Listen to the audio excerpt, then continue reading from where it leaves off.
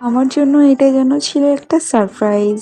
এরকম সময় আমার জন্য যে কেউ ফুচকা এনে দেবে আমি তো জাস্ট ভাবতেই পারিনি। তোমাদেরকে সময়টা দেখাই, এখন ঘড়ির কাঁটায় কটা বাজে। দেখতে পাচ্ছ এখানে কটা বাজে। এরকম সময় আমার জন্য নিয়ে এসেছে দেওর ফুচকা।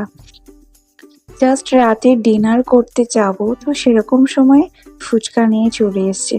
তো ফুচকা তো মিস করা যাবেই না। আমি না এতটাই ফুচকা প্রেমী, তুমি যে কোনো টাইমেই আমাকে ফুচকা দাও না কেন আমি কিন্তু খেয়েই নেবো।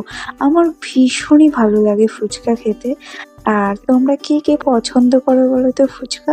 আমার সকাল বিকেল রাত যখনই দেবে আমি তখনই খেয়ে নেবো। আমরা রাতে ডিনার করতে আমি বসবো তখনই ফুচকাটা নিয়ে এসেছি, তখন ডিনার করা বাদ দিয়ে আমি এখানে ফুচকা খেতে চলে এসেছি। তো ফার্স্টেই আমি টক জলটা ঢেলে নিচ্ছি। ও টক জলটা দেখেই মানে আমার মানে ফুচকার প্রতি প্রেম আমার মানে বেশি করে এই টক জলের জন্য। দেখো আলুটাকেও বের করে নিচ্ছি, ফুচকাটাও ও নিয়ে এসছে দোকান থেকে আসার সময়।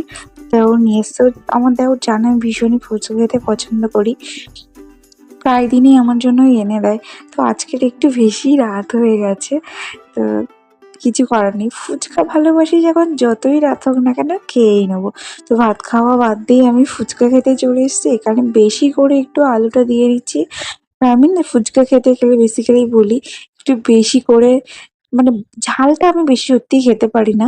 একটু বেশি করে বাদাম দিতে। আমার না বাদাম দিলে আরো বেশি ভালো লাগে। তো এখানে দেখো আমি ফুচকা না একাই খেয়ে নিয়েছি, কাউকেই দিইনি। আমার এতটা ফুচকা খেতে ভালো লাগে।